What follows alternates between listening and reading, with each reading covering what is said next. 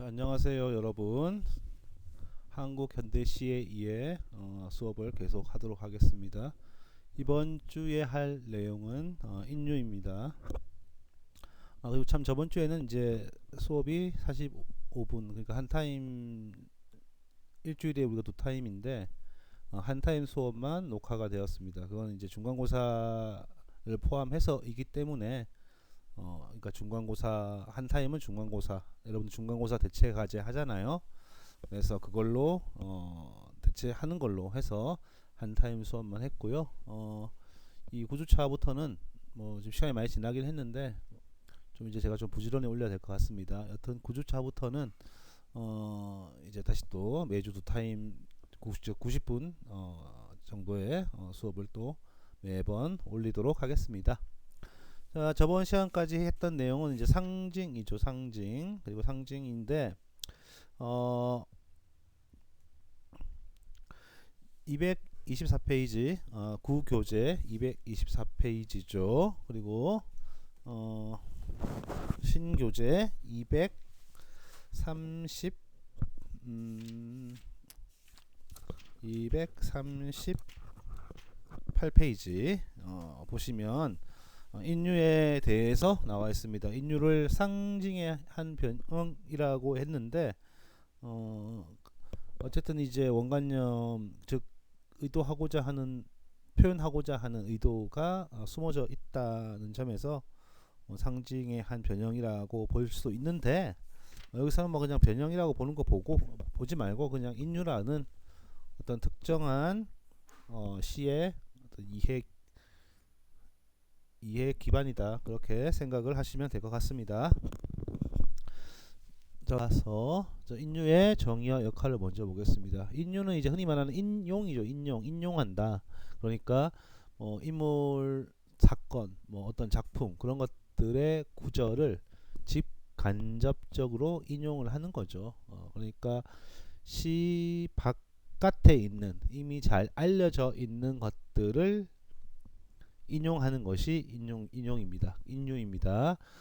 그래서 이러한 것들은 이제 시인과 독자들은 경험이나 지식을 공유하는 역할을 하게 되죠. 예를 들어서 이제 어떤 작품에서 우리가 대중가요 같은 데서 어떤 뭐 마이클 잭슨을 인용했다 그러면 이 마이클 잭슨이 시인과 독자, 시인도 이 노래 부를 가수나 작곡가가 마이클 잭슨 안다는 것이고, 또한 그 듣는 그 관객들이나 그 노래를 향유한 사람들도 뭐 마이클 잭슨에 대해서 안다. 뭐 그렇기 때문에 경험이나 지식을 공유하고, 또한 둘 다 공통적으로 아는 것이 있다는 것은 결국 이제 시인과 독자가 긴밀한 관계를 맺게 된다. 즉 사회성을 고양시킨다라고 볼 수 있는 것이죠. 일상생활에 그런 거 있잖아요. 우리 공통적으로 아는 게 있다면 그것을 관계를 해서 좀 더 가까워지는 그런 느낌. 마찬가지로 작품 속에서 인용된 것들에 대해서 독자도 알고 작가도 안다. 그렇다면 그 둘은 좀 긴밀한 관계를 맺을 수 있는 그러한 가능성이 높아진다. 그렇게 이야기를 할 수 있겠습니다. 그리고 이제 세 번째는 시인과 독자에게 서로 문학적 정통을 공유하게 하는 겁니다. 네, 그렇죠. 어떠한 특별한 인류는 그것에 대해서 이제 보통 문학적인 것을 많이 오게 되죠. 인용을 하게 되면. 그러니까 과거에 뭐 실제로 일어난 사건 같은 것도 인용을 할 수 있겠지만 일반적으로 문학적인 것을 많이 인용을 하게 됩니다. 그렇기 때문에 인류는 문학적 전통을 공유하는 그러한 역할을 많이 한다고 볼 수 있습니다. 그래서 결론적으로 우리가 인류에 대해서는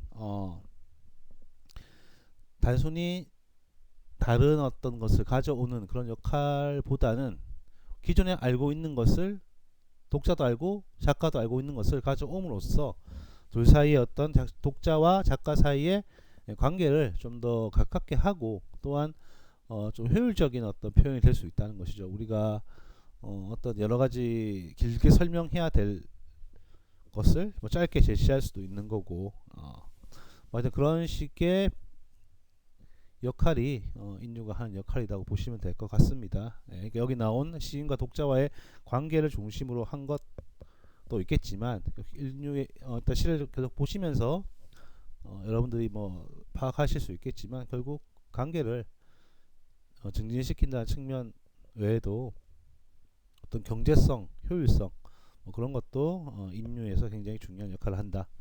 인류의 중요한 특징이다. 그렇게 보시면 될 것 같습니다.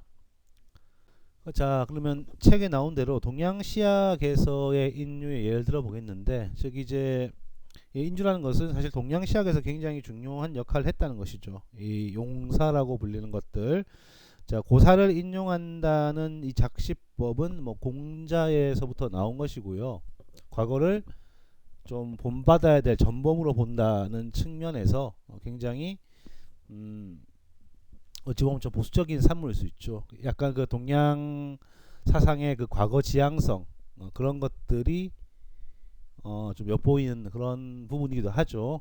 맨날 그 뭐 우리가 뭐 삼국지 같은 거라든지 뭐 하여튼 좀 동양의 고전 작품들을 보면 주로 과거의 어떤 특정 시대를 이상적으로 생각하잖아요. 뭐 무릉도원, 뭐 요순 시대, 뭐 누구 왕 시대는 어땠다 하면서 모범적인 어떤 그 대상을 어떤 미래에서 찾지 않고 과거에서 완성되어 있었고 지금 점점 나빠지는 곳이다. 뭔가 잘못된 것이다라고 찾는 측면이 많았잖아요. 그래서 이제 요순이라는 뭐 실제로 존재하는지도 모를 가상의 어떤 그 왕들, 아니면 실제로 존재했던 왕들 중에서 가장 잘했던 그런 왕들의 시대, 왕조 시대, 그런 역사들에 대해서 굉장히 따라야 될 이제 전범으로 인식을 많이 하고 있다는 점이 바로 이 동양 어떤 그 철학이라 하긴 좀 그렇고 동양 사상적인 측면이기도 한데요. 뭐 그렇기 때문에 동양시학에서는 이 용사 과거의 것을 본받아야 할 것으로 보고 많이 인용하는 점은 좀 보수주의의 산물이기도 합니다. 예. 특히 이제 책에서 나온 것처럼 우리 어떤 한시의 전통도 결국 중국 한시의 작법을 전범으로 숭상하기 때문에 이 용사라는 작시법이 강조될 수밖에 없었다는 측면이 있습니다. 그런데 이제 이 용사라는 측면이 독창성이나 창조성은 좀 훼손될 수 있다지만 옛것을 빌어서 현상을 설명하는, 즉 어떤 사시의 사실성을 확보하는 장치로서 의가 있다는 것이죠. 특히 이제 그 정약용 같은 좀 시인들에게는 사실 뭐 정약용을 시인이라고 하긴 뭐 하지만 시도 썼으니까 정약용 같은 사람에게는 이것이 리얼리즘의 한 전략이기도 했다는 것입니다.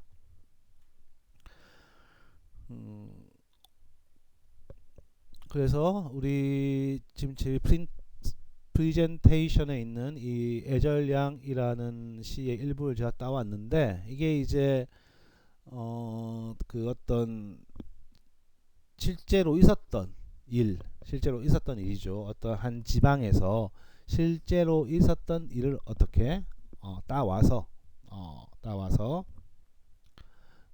시를 쓴 거예요. 그러니까 뭐 여기서 말하는 용사라는 것이 과거의 어떤 그 기법이라든지 표현법을 따온 어떤 전통적인 의미의 용사라고 보기는 어렵지만 정약용이 얘기한 것처럼 용사를 위주로 해야 한다라는 것은 어떤 실학파에서는 사회의 모순을 비판하려고자 하는, 그러면 정약용에게 사회의 모순을 비판하기 위해서 용사를 한다는 것은 뭡니까? 어떤 사회에 문제가 있는 그런 어떤 상황을 시의 소재로 사용을 한다, 뭐 그런 거겠죠. 그래서 이 애절량이라는 것은 좀 끔찍한 이야기이긴 한데, 이제 남자가 한 남자가 자신의 어떤 그 성기를 잘라낸 사건이에요. 직접 있었던 사건이라고 합니다. 왜 그렇게 되었느냐?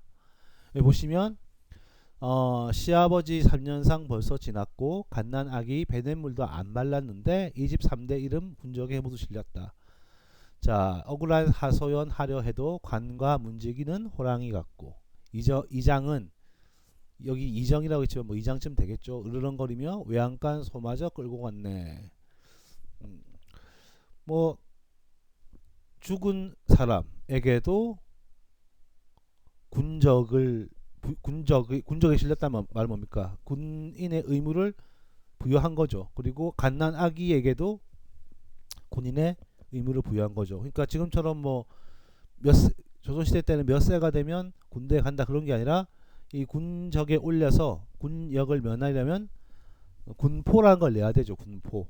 그러니까 그 뭡니까 옷감 같은 걸 내야지만이 이제 군역을 면제받을 수 있는데 이 관과에서는 어떻습니까? 이 군역 세금을 더 뜯기 위해서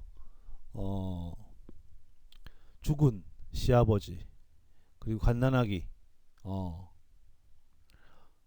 이런 사람들의 즉 군적에 오르지 말아야 될 사람들까지도 군적에 올랐다는 거예요. 그래서 이제 이 뭡니까 제목처럼 이 집안의 가장이 자신의 어떤 성기를 잘라버렸다 하는 어떤 슬프다. 여기 애절량이란 말이 이제 슬프다 뜻이니까 슬프다기보다는 좀 약간 비극적인 좀 참혹한 그런 이야기를 따와서 인용을 해서 시를 쓴 거예요. 그러니까 이 정약용의 용사라는 것은 어떤 과거의 저 모범적인 것을 따른다는 의미의 용사라기보다는 현실의 부정적인 측면을 부각시켜서 당대 사회의 모순을 비판하기 위한 방식으로 쓰였던 것이고 이러한 용사, 즉 정약용이 했던 용사의 방식들은 사실 뭐 이 당시 정약용뿐만 아니라 조선 후기죠. 후기 시인 많은 시인들이 특히 실학파와 관련된 많은 학자들이 이와 유사한 시를 썼습니다. 그러니까 이제 실상을 중요시한다는 어떤 그런 실학파의 그 학문적인 경향과 또 많이 다 맞닿아 있는 그런 시다. 그렇게 볼 수 있겠죠. 자, 그래서 이런 용사의 방법은 또 70년대 이후 한국 현대시에서도 크게 이제 성행을 하고 있다. 예. 이것이 이제 여러 가지 방식으로 작품의 어떤 주제가 되기도 하고 또는 뭐 형식 구조가 되기도 하면서 현대인의 상상력을 많이 자극하는 그런 요소가 되고 있다는 것이죠. 자, 그러면 현대시에서 인유는 어떠한 역할을 하는지 한번 살펴보도록 하겠습니다. 제일 먼저 이제 보시면 인유는 전통주의적 소산이기 때문에 사실 전통의식과 민족의식을 고무하는데 인유가 많이 쓰인다는 것이죠. 그렇기 때문에 전통 시인들에게 인유는 흔히 볼 수 있는 그런 기법이라는 겁니다. 구교재 226페이지 신교재 240페이지 다산초당이라는 시를 보면 이 시는 이제 다산 정약용을 추모하는 그런 시라고 할 수 있겠죠. 사실 이 다산은 이제 많이 인용되는 시기도 합니다. 유배시 형식으로도 인용이 되기도 했고요. 예. 다산이라는 인간의 어떤 뭐 인간적 매력이랄까요? 아니면 어떤 학문적인 성과라고 할까요? 그런 것들이 현대에도 이제 어떤 당시의 세상을, 당시의 어떤 당대의 모순을 이겨내려 했던 그런 모습이 많이 현대 시인들에게도 영감을 주는 것 같습니다. 그런데 이런 인유는 전통적인 것만이 아니라 반전통주의 또는 반권위주의적인 측면과도 결부되어 있습니다. 그러니까 또 그리고 뭐 인류의 원천이 반드시 우리나라의 전통만이 있는 것이 아니고 뭐 다른 문화권의 전통도 충분히 가능하죠. 예. 교재에는 이제 김영랑의 춘향이라는 게 나와 있습니다. 김영랑의 춘향이라는 것은 어떤 아니다. 다시 춘향 얘기하지 말고 프레젠테이션에 안현미의 곰곰이라는 게 있는데 이건 어떻습니까? 전통을 어떻게 계승하는 것이 아니라 반전통주의에 가까운 거죠. 그러니까 주름진 동굴에서 100일 동안 마늘만 먹었다지 여자가 되겠다고 100일 동안 아린 마늘만 먹을 때 여자를 꿈꾸며 행복하기를 했나. 그런데 여자로 태어나 마늘 아닌 걸 먹어본 적이 있기는 있니. 그러니까 이 단군 신화가 가지는 어떤 그 신화적인 성격을 뒤집어 엎어서 어떤 여성주의적인 성격을 강조하는 시로 바꾼 거죠. 소재는 단군 신화를 차용했지만 그것을 그대로 그가 가지고 있는 전통을 그대로 사용한 것이 아니라 단군 신화를 비틀어서 이제 인용을 하되 단군 신화와 가지고 있는 의미와는 완전 다른 현대적인 의미를 다시 되새기게 하는 시가 이 안현미의 곰곰입니다. 그러니까 뭐 시가 어렵진 않죠. 여자를 꿈꾸며 행복한 적 있었냐? 그리고 여자로 태어나가지고 마늘 아닌 걸 먹어본 적 있었나? 여자라는 것은 행복한 존재가 아니며 여자로 태어났다는 것은 결국 마늘 같은 쓴 것만 먹어야 되는 어떤 그런 시적 상황을 단군 신화를 따서 비판하고 있습니다. 그리고 두 번째는 이제 시인의 내면 세계나 당대적 삶의 의미를 형성하는 역할이 있다. 김영랑의 춘향이라는 시를 보시면 이제 이제 이 작품은 원전과는 달리 춘향의 죽음으로 이제 종결시킨 작품인데 상징을 김영랑을 어떤 저항의 새로운 상징으로 보고 있는 것이죠. 그러니까 정절의 상징이었던 춘향이를 저항의 상징으로 새롭게 의미를 부여하고 있는 것이죠. 그래서 성상문, 박팽년 그리고 뭐 논계 등 지조와 정절을 상징하는 역사적 인물을 채용한 것도 그 춘향과 같은 저항의 등가물로 만들기 위한 것입니다. 그리고 이제 뭐 윤동주의 십자가라는 시를 보시면 여기도 이제 예수 그리스도가 인용되고 있는데 이 예수 그리스도를 인용한 것은 뭡니까? 시인들 내면 세계 어떤 그 자신을 윤동주 하면 유명하죠. 자신을 희생해서라도 어떤 그 뭐 우리나라를 독립시키는데 일조하겠다라는 어떤 그런 고결한 정신 같은 것들을 십자가 예수 그리스도와 십자가를 인유해서 그렇게 자신의 내면 세계를 드러내고 있습니다. 그리고 이제 여기 뭐 교재 227페이지 구교재 227페이지 신교재 241페이지를 보시면 신동엽의 뭐 주린 땅의 지도 원리라는 시가 있는데 이 시 역시 신동엽이 많이 사용했던 아사달 두 부부를 어떤 인류의 원천으로 채용을 했죠. 이 두 인물은 우리의 상징이죠. 남과 북의 상징이죠. 그래서 뭐 잘 아시는 껍데기는 가라라는 시를 봐도 이 아사달의 이별과 재해를 어떤 분단과 통일로 비유를 하고 있는 것을 여러분들 많이 보셨을 거라고 생각합니다. 그래서 이런 신동엽의 시 같은 경우는 이제 사실은 어떤 그 뭐 시인의 내면 세계를 보여주는 인류라기보다는 그 어떤 아사년을 통해서 당대적 삶의 의미를 형성하는 그러한 기능을 한다라고 보시면 되겠습니다. 그래서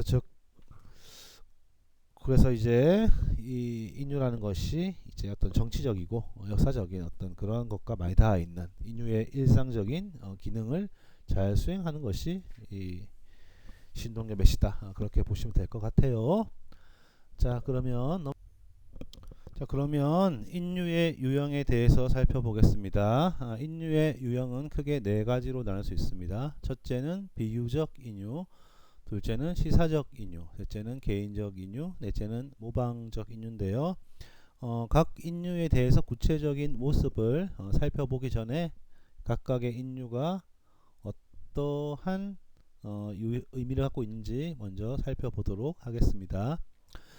비유적 인유는 이제 인유란 말 자체가 인용해서 비유한다라는 뜻임을 생각해 보자면 원래 인유의 가장 일반적인 뜻이다, 일반적인 유형이다 라고 보시면 될 것 같아요.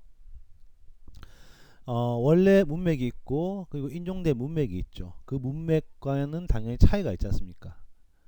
아까 봤던 안현미의 곰곰이라는 작품을 보시면 원래 문맥은 그 어떤 신화죠. 단군 신화인데 인용된 문맥은 현대 사회의 어떤 여성의 문제에 대한 이야기를 하고 있죠. 그 둘의 차이는 뭡니까? 아주 크죠. 엄청난 간극이 있잖아요. 신화시대의 어떤 한나라가 창조된 이야기, 약 4,000년 전에 5,000년 전의 이야기와 지금 현재의 이야기는 많은 차이가 있습니다. 근데 그 둘의 차이가 어떻습니까? 하나의 시에 담겨 있는 거라고 보면 되잖아요. 그러니까 굉장히 어찌 보면 엉뚱하고 당돌하게 융합되어 있다는 측면에서 병치적 은유, 병치적 융합의 성격을 보인다. 그렇게 생각을 할 수 있습니다.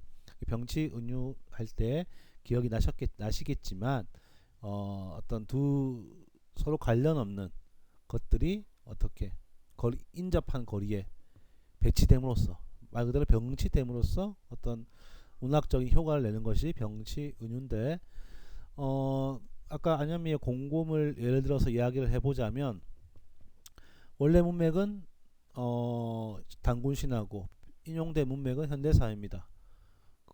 이 둘이 서로 만나게 되면서 어떠한 역할을 하느냐. 이 여성 문제는 이 단군 시절부터 지금까지 끊임없이 이어져 오는 문제다라는 것을 나름대로 표현을 하고 있죠. 이거는 이제 일종의 시세계가 확대되었다라고 볼 수 있죠. 단군 신화를 인용을 함으로써 여성 문제에 대한 얘기를 충분히 다른 소재를 갖고 와서 이야기를 할 수 있어요. 그런데 굳이 단군 신화를 가져온 이유는 무엇일까? 이 둘을 정말 관련 없어 보이는 이 둘을 왜 병치시켰을까? 단군 신화라는 문맥과 여성 문제라는 문맥을 병치시켰을까? 그것은 단군 시대부터 지금까지 여성 문제는 항상 있었다. 끊임없이 존재했다라는 것을 보여주기 위한 거다라고 보시면 어떻게 시세계가 확대되었는지 아마 이해를 하실 수 있을 것 같습니다. 다음은 시사적 인유인데요. 이거는 이제 최근의 사건들을 언급하거나 참조하는 경우고요. 주로 이제 어떤 리얼리즘적인 그러한 성향을 많이 끼고 있죠. 그래서 정치적인 어떤 목적을 많이 띠는 시에서 사용되는 것이 시사적 인유고요. 개인적 인유는 이제 사적인 경험에 근거하는 것으로 이제 개인적인 거라 하더라도 인유가 되기 위해서는 널리 알려져야겠죠. 또 친숙한 것들을 인유하는 게 있겠죠. 그러니까 그 개인 자체가 어떤 시사적인 인물이 즉 공인쯤 되면 이 개인적 인유가 가능하겠죠. 그 네 번째는 모방적 인유인데요. 이 모방적 인유는 과거의 특수한 문학 작품의 구조, 문체, 제재 등을 모방하는 것이다. 그러니까 어떤 이벤트를 모방하는 것이 아니라 형식을 모방한다. 뭐 그렇게 보시면 될 것 같아요. 형식을 모방한다. 그 앞서 봤던 인유들은 전부 다 어떤 이벤트를 모방한 것이죠. 그런데 이 모방적 인유는 문학적 형식을 모방한다. 구조를 모방한다. 뭐 그런 것을 차이로 두고 보시면 될 것 같아요. 자, 그럼 여기까지 해서 각각의 인유의 유형에 대해서 간략히 설명을 드렸습니다. 그럼 다음 페이지부터는 이제 구체적인 교재에 나와 있는 시와 제가 제시한 뭐 구체적인 시를 보면서 좀 더 인유에 대해서 살펴보도록 하겠습니다. 비유적 인유는 아까 말씀드렸듯이 어떤 원전의 문맥과 인용된 문맥 사이의 긴장감, 그것이 이제 생기면서 어떤 병치적 융합이 일어남으로 시세계를 확장한다고 말씀을 드렸습니다. 그런데 여기서 주목되는 점은 두 가지 어떤 형태가 존재한다. 즉 고사를 그대로 사용하는 것과 그 뜻을 뒤집어서 쓰는 것으로 구별을 할 수 있다는 것이죠. 그래서 박제3의 흥부 부부상을 먼저 보면서 말씀드리겠습니다. 자, 흥부 부부가 박덩이를 사이하고 가르기 전에 건넨 웃음살을 헤아려 보라. 금이 문제리 황금 벼이삭이 문제리 웃음을 물살이 반짝이며 정갈하던 그것이 확실히 문제리. 자, 고전 소설에 나오는 흥부전의 주인공 흥부는 전형적인 선한 인물이죠. 그래서 여기서도 이 시에서도 어떤 그 문맥을 그대로 가져와서 어떤 정신적 행복을 추구하는 인간상이라는 새로운 의미가 부여되고 있긴 하나 기존의 흥부가 가지고 있는 그런 문맥을 크게 훼손시키지 않는 범위 내에서 사용을 하고 있는 것이죠. 그래서 교재에서는 이 두 의미는 어떤 조화의 관계에 놓여 있다라고 이야기를 하고 있습니다. 즉, 이 박제삼 시인의 흥부 부부상이라는 시에서 흥부를 인용한 것은 좀 주제를 좀 확대시키는데 기여를 한다라고 볼 수 있는 것이죠.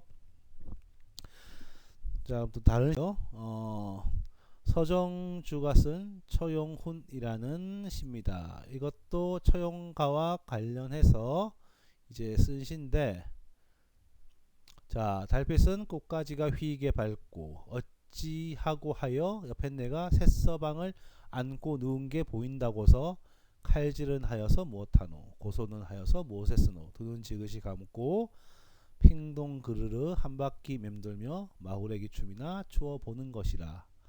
피식 그렇게 한바탕 웃으며 잡시나 잡시나 만년 묶은 이무기 지독스런 잡시나 어느 구렁에 가 혼자 자빠졌지 못하고 또 살아서 질척질척 지르러척 우리 집 가정 빼지 않고 찾아 들어왔느냐. 위로의 말씀이라도 한마디 얹어주는 것이리라. 이것이 그래도 그중 나은 것이리라.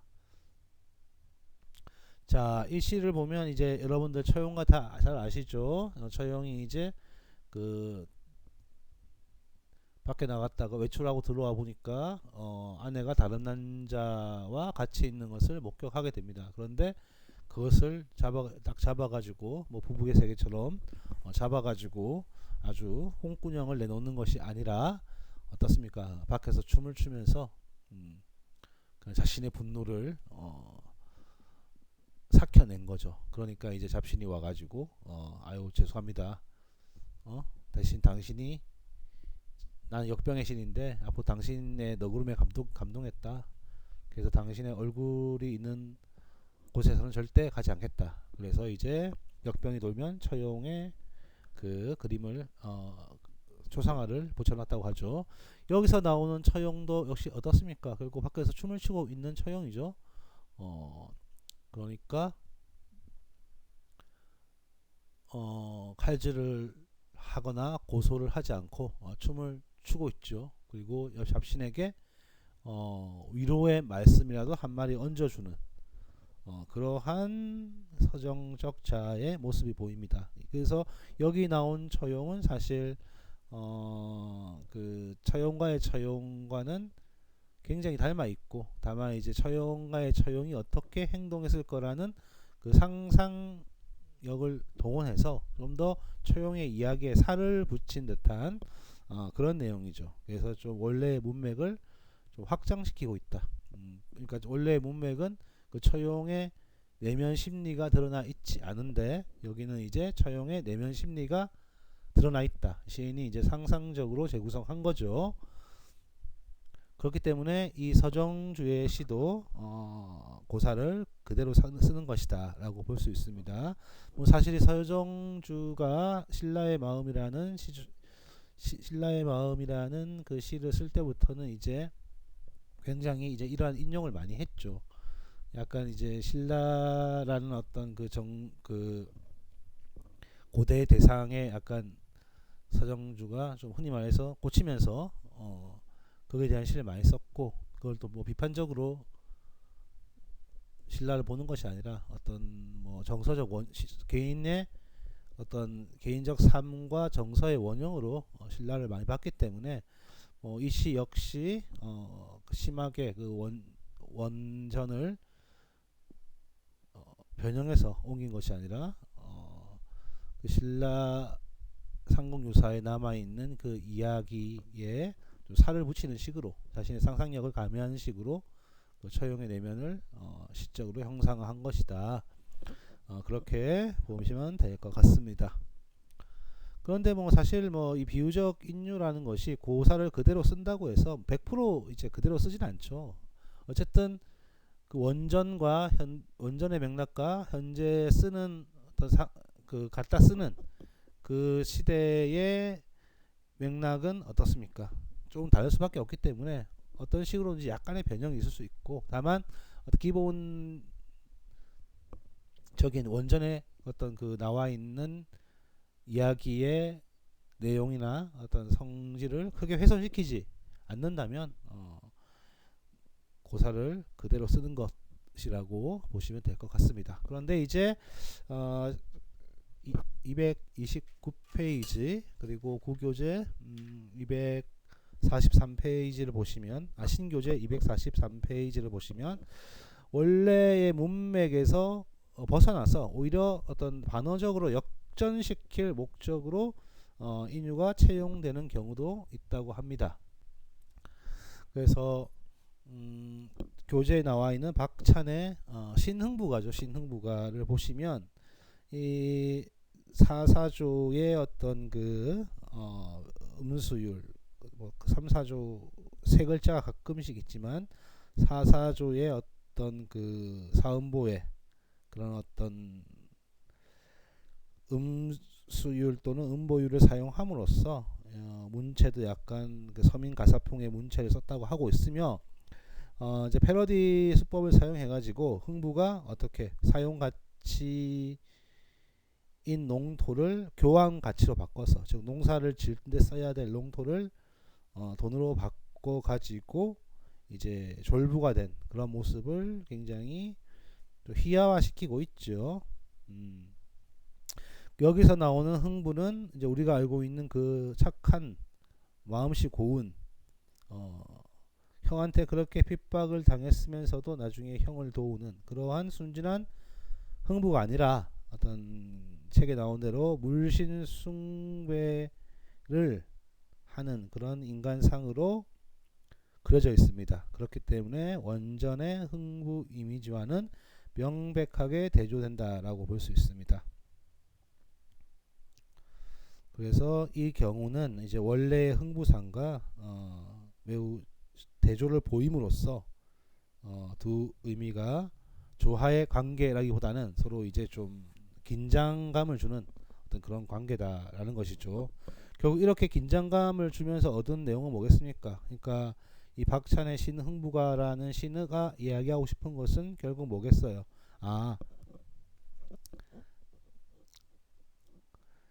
흥부 같은 착한 사람도 결국 이 어떤 강남개발 같은 뭐 그런 물신이 중요시되는 사회가 되면 결국 뭐 속물화 될 수밖에 없다. 그렇게 우리가 생각할 수도 있고, 아니면 이제 좀 뭐 그냥 어떤 유희적 이제 목적으로 또 잘 알고 있는 흥부가를 통해서 이렇게 한 걸 수도 있겠죠. 여튼 두 의미가 대조되는, 기존의 문맥을 뒤집어 놓아서 좀 더 새로운 어떤 유형으로 만들어온 그런 것이 이 박찬의 흥부가입니다. 그리고 그 다음은 이제 시사적 인유입니다. 시사적 인유. 시사적 인유는 이제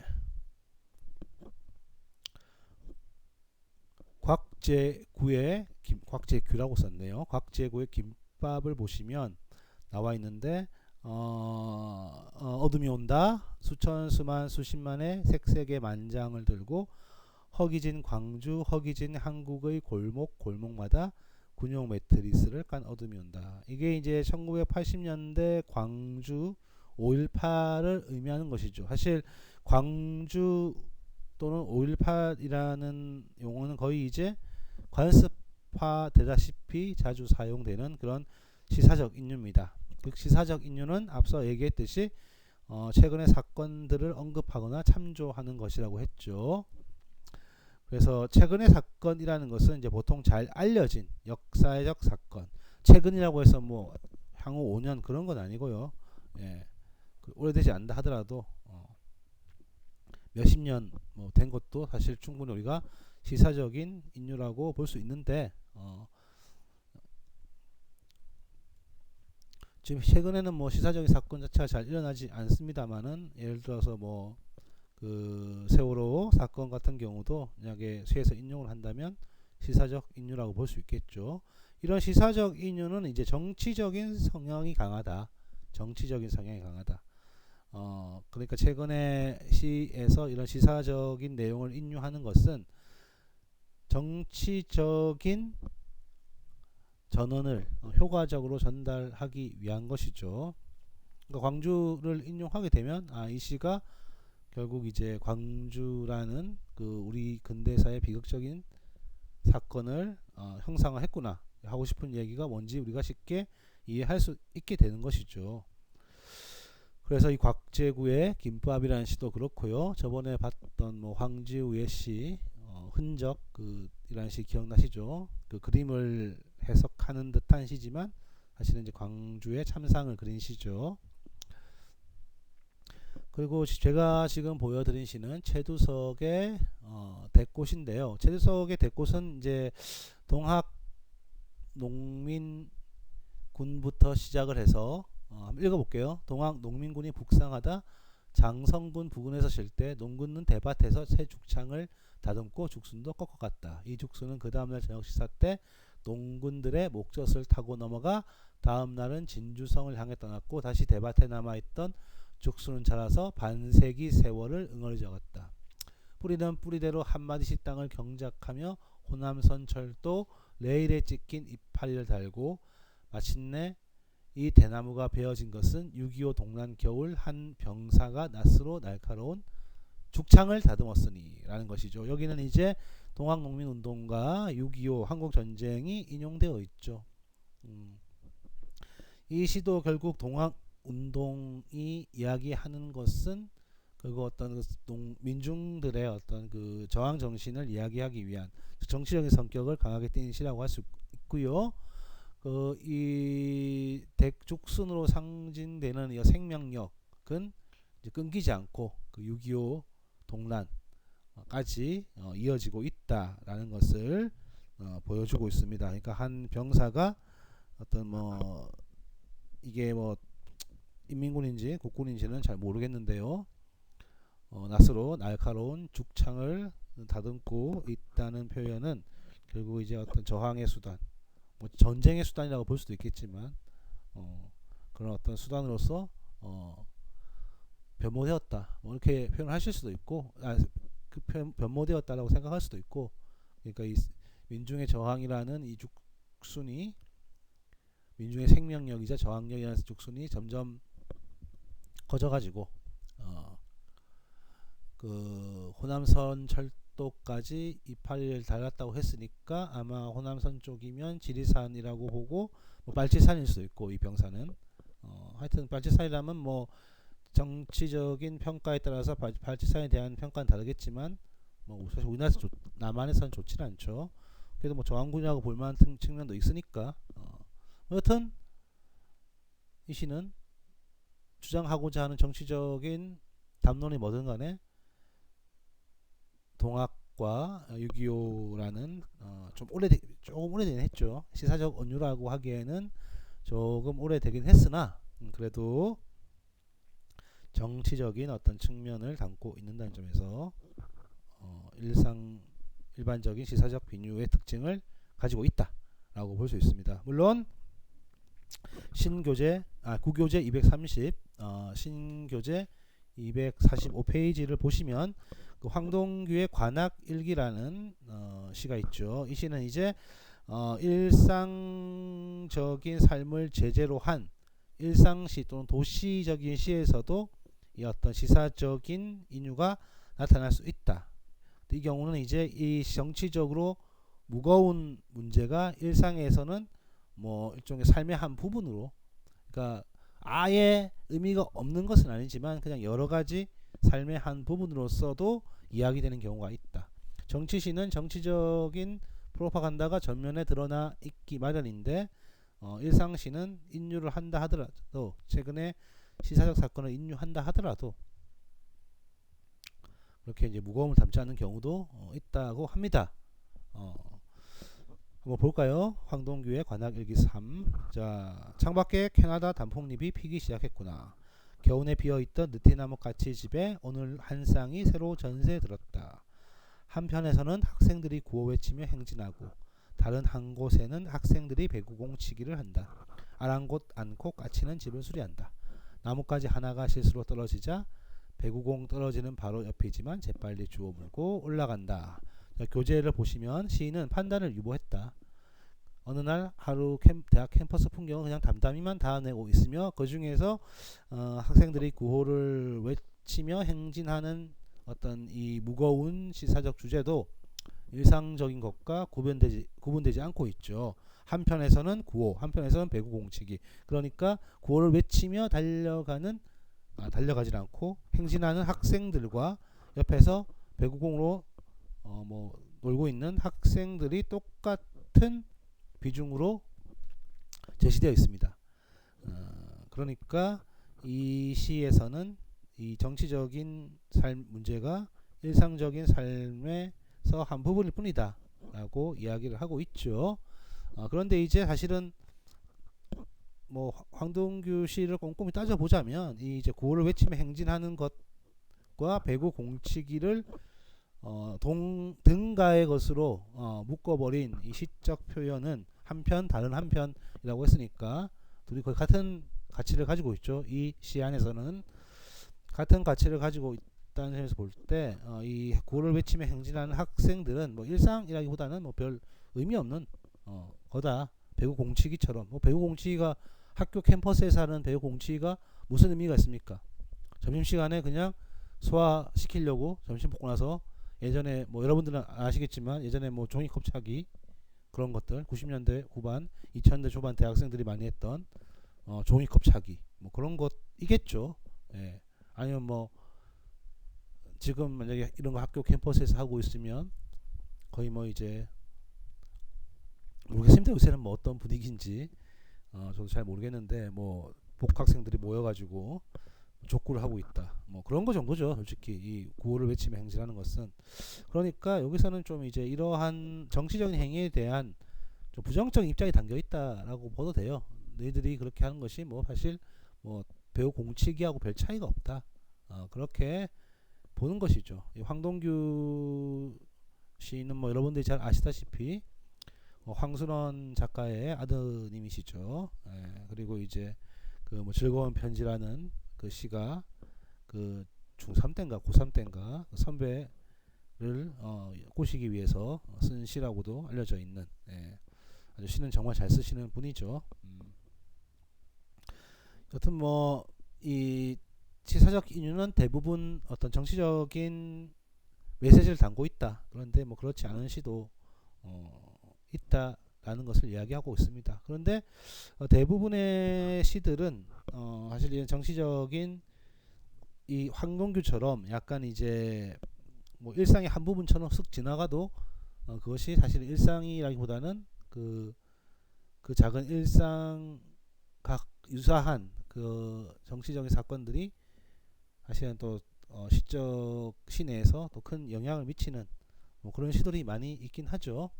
자, 그래서 대부분은 이제 이 황동규 같은 경우가 조금 예외적인 거고, 대부분의 경우에는 시사적 인유의 경우를 볼 때 대부분의 경우에는 좀 정치적인 성격이 강하다.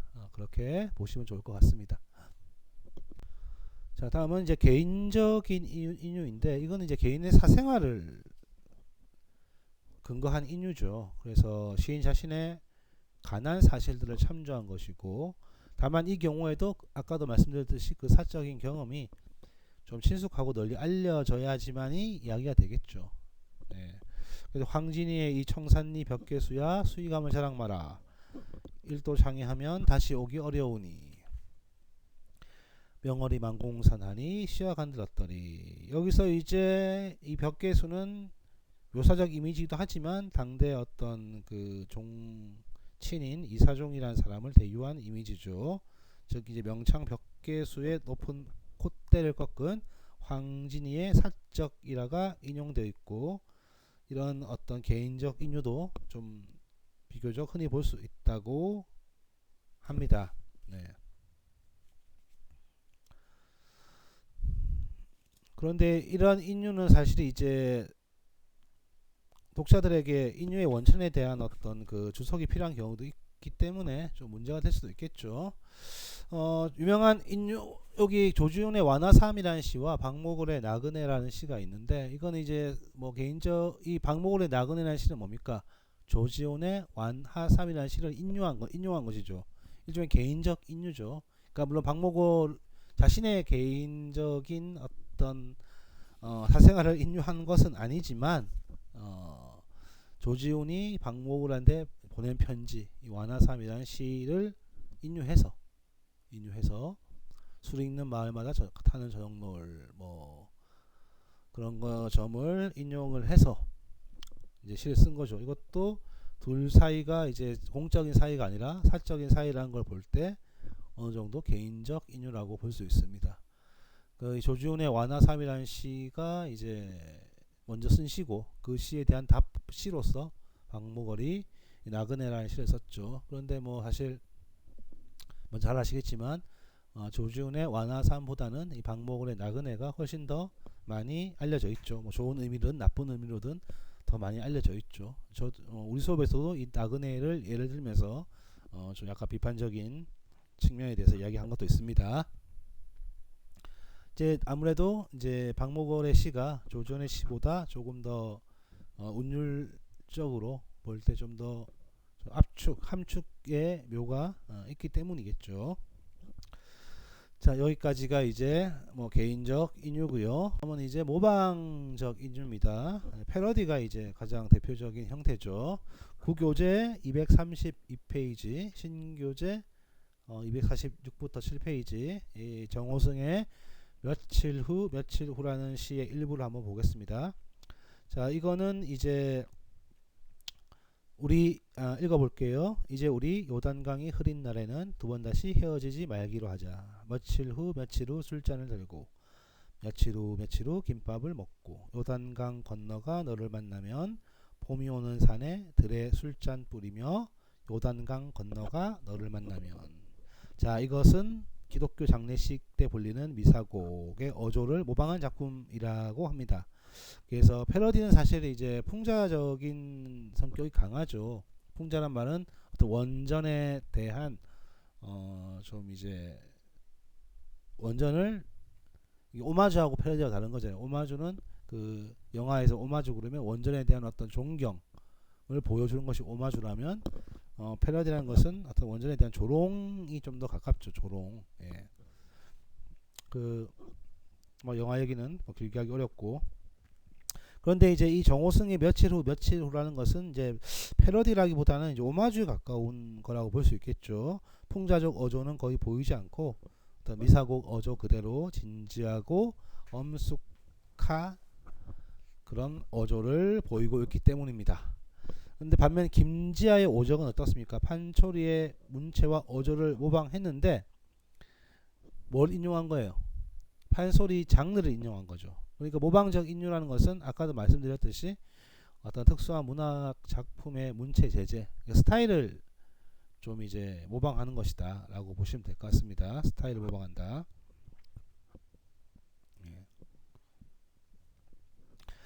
그래서 짐자의 오적은 이제 판소리 문체와 어조를 모방한 담시, 이야기시죠. 이야기시.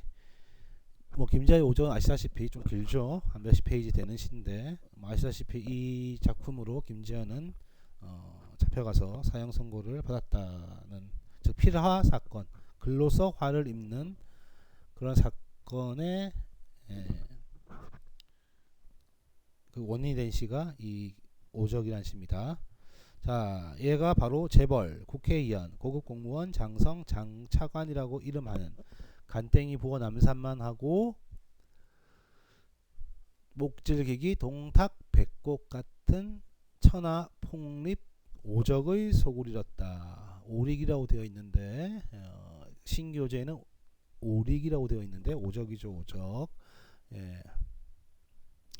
여기 보시면 재밌는 게 뭐 아시는 분 다 아시겠지만 재벌, 국회의원, 고급 공무원, 장성, 장차관 할 때 재벌의 한자가 사실은 이게 익숙하지 않은 한자일 거예요. 아마 여러분들 검색하기 쉽지 않을 텐데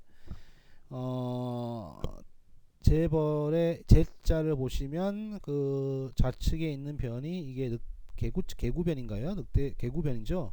예. 즉 이제 보통 짐승들한테 많이 쓰는 그러한 한자어죠. 그리고 국회의원 할 때도 자세히 보시면 한자가 우리가 아는 국회의원이랑 다릅니다.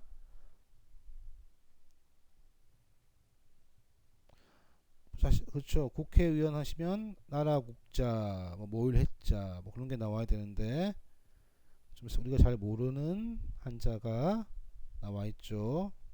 그리고 마지막 원자를 보시면 이 모론인 것 같은데 자세히 보면 또 그 회도 그렇고 뭐 의도 그렇고 다 그 전부 다 그 개구자 변입니까? 이런 변이 나와 있죠. 그리고 고급 공무원도 보시면 원자가 또 보시면 그 동물을 뜻하는 그런 한자가 나와 있고요.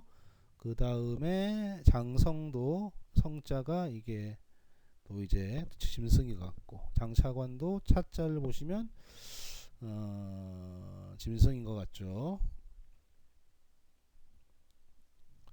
자, 그래서 전부 이제 한자에 개견자 또는 원숭이 부수가 들어간 한자로 바꿔 놓았다라고 되어 있습니다. 재벌, 국회의원, 고급 공무원, 장성, 장차관 이렇게 다 바꿔 놓았죠. 그래서 재벌의 제자는 미칠 제자에, 국회의원의 해자는 간교할 회, 의는 개 으르렁거릴 의, 원은 원숭이 원, 고급 공무원의 원은 이제 돼지원, 장성의 성은 성성이성, 장차관의 차는 개미칠 차를 사용한다라고 했습니다. 예. 그러니까 한자를 다 바꿔가지고 이 다섯 오적이란 대상, 재벌, 국회의원, 고급 공무원, 장성, 장차관을 짐승에 비유한 거죠. 짐승에 비유를 했기 때문에 뭐 지금이야 이런 시를 썼다고 해서 그냥 다 웃어 넘기겠지만 김지아가 이 시를 썼을 때는 어떻습니까? 굉장히 문제가 많았고 결국 이제 필화 사건을 겪게 되는 것이죠. 여튼 이 김지하의 오적도 판소리 장르를 모방하고 있는 그런 시고, 판소리가 가지는 특징이 뭐가 있습니까? 네, 그 양반에 대한 풍자가 있는 것이죠. 양반에 대한 풍자. 그렇기 때문에 이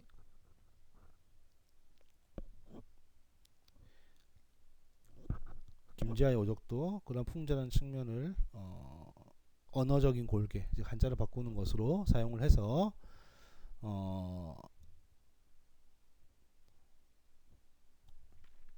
당시 세태를 비판하고 있다라고 보시면 되겠습니다. 그리고 이제 최하림의 풍요 같은 경우는 이제 제목과 소재만을 인용한 것이죠. 그러니까 전통적 유물을 제재로 해서 전통의 재현에 역점을 둔 시도 있는 반면에 이제 새로운 어떤 문맥으로 변형시킨 그런 게 없이 그냥 제목만 인용, 제목이라든지 뭐 소재, 특별한 소재 정도만 인용하는 경우가 있다고 합니다. 채아림의 풍요라는 시를 보시면 우리나라의 바람은 들에서 일어나 들을 휩쓸며 달린다. 잡초들이 쓰러지고 불타오르던 옥수수 밭이 넘어지고 우리가 허리띠를 조르며 심던 씨앗도 일제의 축대도 흔들리고 무너진다. 무너져 아수라가 된다. 울음 없는 울음이 일항마다 일어서고 미로의 여인들이 마른 목소리로 노래하고 검은지기가 전제의 담을 무너뜨린다. 원래 신라해가 풍요는 일종의 노동요였죠. 사구체의 짤막한 노동요였는데 여기는 이제 좀 극한 상황을 노래하고 있는 이 시는 뭐 여러 가지 측면에서 볼 때 신라 향가와 좀 관련되는 면을 찾기가 쉽지 않습니다. 물론 이제 뭐 선덕여왕을 짝사랑했다는 직이라는 직이라는 존재를 인용하기도 했습니다만은 사실 뭐 그런 걸 제외하고는 이 시의 원래의 풍요와 이 샤아림의 풍요가 가지는 어떤 그 긴장이랄까요? 그런 게 좀 없다고 볼 수 있어요.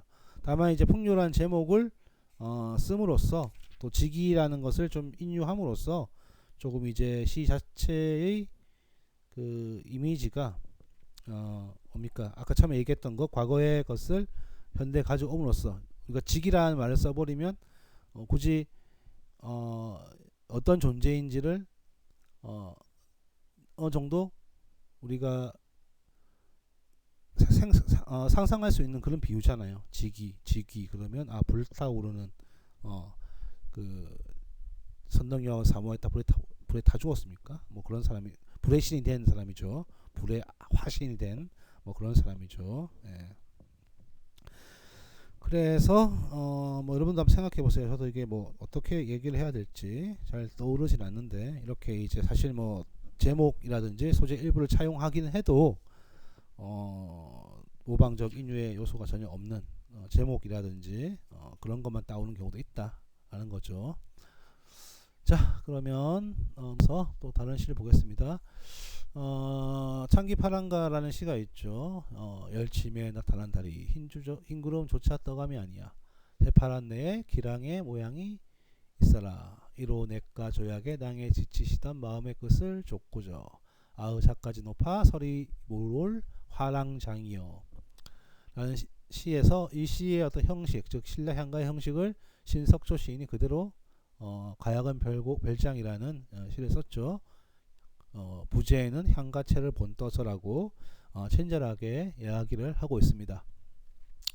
열침에 밝은 달 흰 구름은 조차 떠가는 어디론가 가야금줄 울어 흐느끼어 내 사념의 입도 져서 흘러가거라. 그 예푸른 강에 뜬 난주를 타고 그리던 무리들의 짓 사라져서 눈길 멀 사이에 떠오르는 갈매기의 노래를 불러라. 아야 헛되어라 생각은 여울 물 나올 때가 나를 지지르는 저라는 시인데 결국 이제 뭐 이거 창기파랑가는 신라 화랑의 기파랑이라는 화랑을 찬양하는 찬기파랑가죠. 찬기파랑가가 아니라 찬기파랑가죠. 그런 시라면 이 신석초는 어떻습니까? 자신의 어떤 내면의 정서를 뭐 그리는 시다라고 본다는 점에서 사실 차이는 있지만 그래도 향가의 형식을 모방해서 쓴 시라고 할 수 있고 이것도 역시 뭐 풍자의 효과를 준다기보다는 일종의 오마주 그 어떤 향가를 본떠서 좀 이제 고풍스러워 보이려고 하는 그러한 느낌을 자신의 내면의 정서를 드러내는데 향가의 형식을 본떴기 때문에 그 정서가 좀 나쁘게 말해서 고급지고 좀 기름진 좀 럭셔리한 그런 정서가 될 수 있게 한다는 뭐 그런 측면이 있겠죠. 예. 만약에 이 시를 쓴다 하더라도 향가를 본받지 않고 만약에 향가의 어떤 그 향가를 모방적으로 인용하지 않고 뭐 사설 시조를 모방적으로 인용했다. 그러면 같은 뭐 그렇게 해서 같은 내용의 시를 쓰지 않겠지만 그렇게 해서 같은 내용의 시를 쓰면 별로 고급져 보이질 않겠죠. 약간 좀 이제 활달해 보이는 측면이 있겠지만 천박해 보이겠죠. 예. 그러니까 이 모방적 인용이라는 것은 결국 원전의 어떤 형식을 모방한다는 것은 그 원전이 가지고 있는 여러 가지 특징들을 따쓰겠다라는 측면이 굉장히 강하다라고 이야기를 할 수 있겠습니다. 자, 그러면 인류에 대한 내용을 마치고요. 다음 시간에 패러디에 대해서 하겠는데, 사실 패러디는 뭐 좀 현대시의 어떤 특징, 즉 뭐 탈근대주의, 뭐 포스트 모더니즘 그런 것과 관련된 거라고 할 수 있는데, 책에는 좀 내용이 많이 나와 있지만 뭐 그렇게 뭐 책에 있는 걸 중심으로 해서 좀 간단히 해 보려고 합니다. 책에 있는 내용이 너무 자세하고 좀 상세하게 되어 있기 때문에 여기서 뭐 제가 덧붙일 수 있는 건 덧붙이되 그렇게 하려고 하고요. 여기까지 해서 이제 패러디까지 하면 현대시의 구성 원리에 대해서 하는 것이고, 다음부터는 이제 시어 그리고 화자와 관련된 저기 이제 부분에 대해서 좀 하도록 하고, 이게 다 하게 되면 그래도 아마 좀 시간이 좀 남을 것 같아요. 시간이 좀 남게 되면 무엇을 하느냐, 이제 뭐 앞서 봤던 그 강의계획서 보시면 되겠지만 말씀드렸는지 기억이 안 나네요. 강의계획서 보시면 되겠지만 뭐 현대시 뭐 리얼리즘 또는 모더니즘 시에 대한 간략한 역사에 대해서 할 수도 있고, 또 이제 뭐 제 전공이 아무래도 문학교육 시교육 쪽이었으니까 시교육과 관련된 좀 썰을 풀 수도 있다는 생각이 듭니다. 다만 시험 범위는 이제 이 실용 교재에 있는 걸 한정하도록 하고요. 이 교재에 있는 내용이 다 끝나고 뭐 근대 시사라든지 모더니즘이든 리얼리즘이든 뭐 시사라든지 아니면 이제 시 교육과 관련된 문제들은 강의를 한다 하더라도 그것은 뭐 시험 범위에 넣지는 않겠습니다.